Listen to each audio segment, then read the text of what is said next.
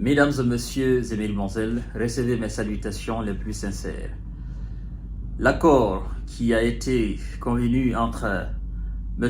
Donald Trump et M. Vladimir Poutine concernant le cessez-le-feu au niveau des installations énergétiques, je crois que l'accord ne sera pas maintenu, l'accord ne sera pas respecté, parce que l'accord n'a même pas été respecté au premier jour. Et donc du coup, les frappes aériennes continuent. L'accord a été violé en premier lieu par les Ukrainiens. La Russie a répliqué. Et la nuit d'aujourd'hui, la nuit du 19 au 20, c'est-à-dire la nuit du mercredi 19 mars 2025 au 20 mars 2025, la Russie nous informe avoir abattu plus de 130 et quelques drones sur plusieurs oblasts russes. Et donc, et je crois que la Russie aussi a répliqué. Mais d'abord, nous allons passer l'information du ministère de la Défense russe et puis nous allons voir la représaille aussi de la Russie. C'est très important. Donc, au jour d'aujourd'hui, moi je peux vous affirmer, je peux vous avouer sans équivoque, sans aucune chance de me tromper, qu'on est encore très loin d'un cessez-le-feu, très loin d'une trêve, très loin d'une paix. On est encore très loin. Les hostilités vont continuer encore, malheureusement. Mais je me dis que M. Zelensky, il souhaite quand même que ça continue. Comme je vous ai dit hier, il est à la tête de l'État, il est président, quoi qu'on dise, c'est lui qui dirige l'Ukraine, même s'il est insoumis aux Occidentaux, mais c'est lui qui est quand même cité comme le président ukrainien, même s'il est illégal, c'est lui qui est à la tête de l'Ukraine. Et donc, il se plaît très bien dans ce rôle-là.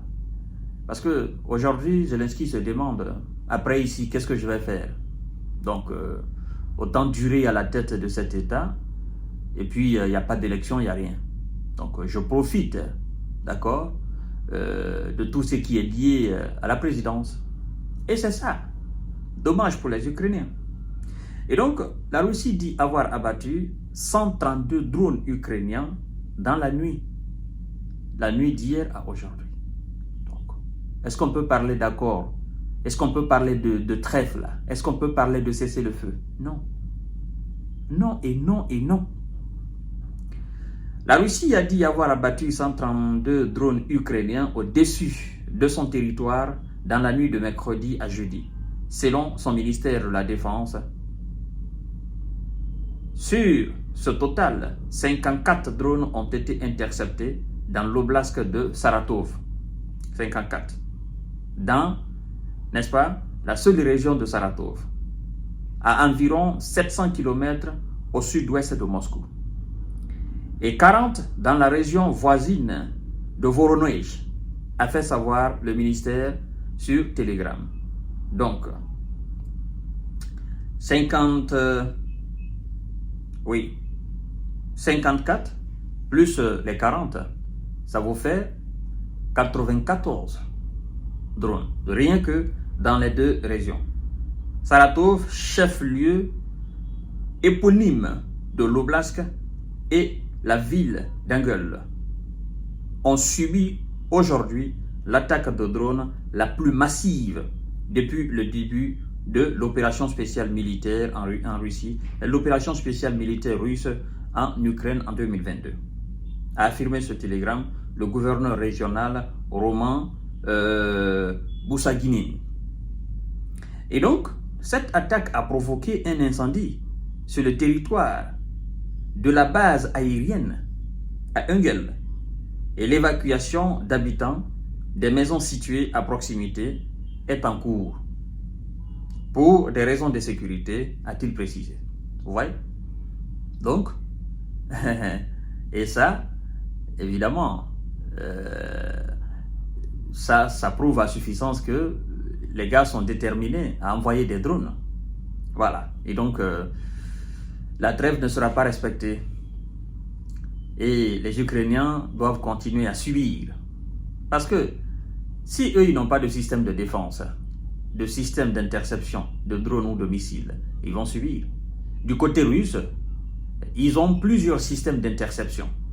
Interception de drones, interception de missiles. Et quand ils les détruisent, évidemment que souvent ça crée aussi des incendies. Parce que les débris qui tombent sur des installations ou sur des immeubles, ça crée souvent des problèmes. Il y a même des gens, des citoyens russes qui sont envoyés au repos définitif. Il y en a qui sont blessés. Voilà, malheureusement, c'est la réalité. Donc, l'attaque de drone a également fait 2 blessés à Hugel et a endommagé les bâtiments de 2 écoles maternelles, dont un hôpital et d'une école, a fait savoir pour sa part dans un communiqué le comité d'enquête russe, en ajoutant qu'il allait enquêter sur des actes criminels des forces ukrainiennes dans l'oblast de Saratov. Fin de citation. Donc, vous voyez, mesdames et messieurs, ce qu'ils ont fait cette nuit. Et en même temps que eux, ils visaient aussi ces régions, parce que je crois que la plupart de ces régions sont en quelque sorte la frontière ukrainienne, même si ce n'est pas la frontière, mais sont quand même du côté ukrainien en fait. Donc, parce que les localités qui sont situées à 700 km de la région de Moscou, c'est quand même un peu proche de la région de la frontière ukrainienne. Après, bon, ce sont aussi des drones qui n'ont pas de très grande capacité pour aller beaucoup plus loin, en fait, je veux dire.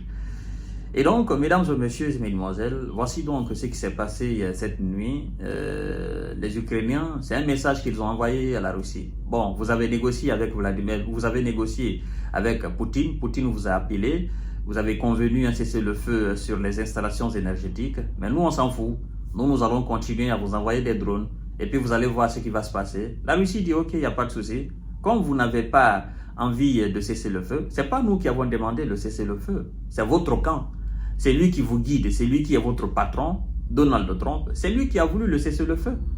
Puisque nous sommes dans une logique où la porte de la Russie est ouverte à toute forme de négociation, c'est lui qui nous a appelés, c'est lui qui a envoyé un émissaire, n'est-ce pas, américain en Russie. C'est pas nous qui avons envoyé un émissaire russe aux États-Unis.